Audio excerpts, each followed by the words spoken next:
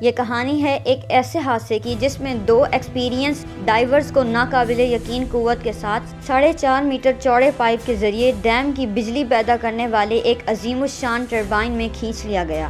جنوری 4، 2024 کو کرسٹوفر گوڈٹ اور Frederick post نامی دو ڈائیورز بیلجیم کے مشہور پلیٹ ٹائل ریزروائر میں ایک معمول کی نائٹ ڈائیو کی تیاری کر رہے تھے، جو جلد ہی ایک ہولناک ڈراؤنے خواب میں بدلنے والی تھی، ایک ایسا حادثہ جس سے آسانی سے بچا نہیں جا سکتا تھا۔ یہ ریزروائر 790 میٹر طویل ہائیڈرو الیکٹرک ڈیم کا گھر ہے، جو والونیا خطے میں 5 مصنوعی جھیلوں کے سلسلے کا حصہ ہے۔ 1970 کی دہائی میں بننے والا یہ کمپلیکس ملک کا سب سے بڑا مصنوعی جھیلوں کا مجموعہ ہے۔ یہاں 2 حفاظتی زون A اور B بنائے گئے تھے، جس کا رداس 150 میٹر تھا۔ کیونکہ ڈیم کے ٹربائن بجلی کی طلب کے مطابق کسی بھی وقت چل سکتے تھے، جو کہ 400 کیوبک میٹر فی سیکنڈ کی رفتار سے پانی کھینچنے کی صلاحیت رکھتے تھے، ڈائیورز کو ہدایت تھی کہ وہ 20 میٹر سے زیادہ گہرائی میں نہ جائیں، جہاں ٹربائنز کی آواز تو سنی جا سکتی تھی لیکن وہ محفوظ فاصلے پر ہوتے۔ ایک بڑی خامی یہ تھی کہ ڈیم کے انٹیک ٹنلز پر کوئی حفاظتی گرڈ نہیں لگی تھی۔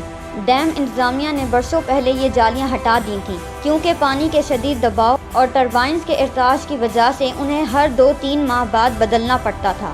کرسٹوفر اور فریڈرک ماہر ڈائیورز تھے اور ان کے پاس PADI کی سرٹیفکیشنز موجود تھیں۔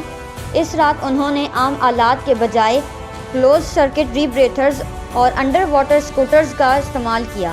ان گیجٹس کا انتخاب ظاہر کرتا تھا کہ وہ نہ صرف 20 میٹر کی حفاظتی حد توڑنے کا ارادہ رکھتے تھے، بلکہ وہ ڈیم کے قریب جا کر اسے تلاش کرنا چاہتے تھے، ایک ایسا فاصلہ جو غیر قانونی ہونے کے ساتھ ساتھ انتہائی خطرناک تھا۔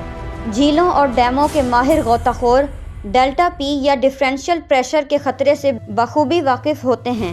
یہ وہ سیکشن یا کھچاؤ ہے جو پانی کے ایک چھوٹے سوراخ سے گزرنے پر پیدا ہوتا ہے، جس کا مقابلہ کوئی انسان یا اسکوٹر نہیں کر سکتا۔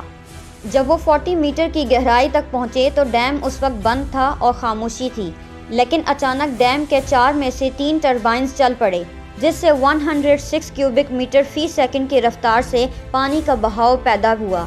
اس بے پناہ طاقت نے دونوں غوطہ خوروں کو لمحوں میں 4.5 میٹر چوڑی ٹنل کی طرف کھینچ لیا۔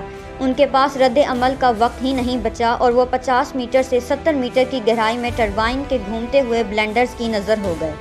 اگلے دن جب فریڈرک کا بیٹا ساحل پر گاڑی دیکھ کر پریشان ہوا تو اس نے حکام کو اطلاع دی۔